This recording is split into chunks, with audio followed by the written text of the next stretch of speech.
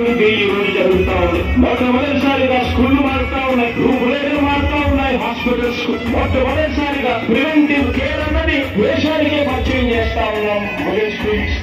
ఈ 4 సంవత్సరాల కాలంలోనే ఏకంగా మా అన్న ప్రభుత్వంలో మరో 4 సినిమాలు ఈ రోజు వేగంగా కట్టడం జరుగుతా ఉంది అని కూడా చెప్పండి. పేరుకు హడలు అసలంచబోడు ఎవడికి మెడలు.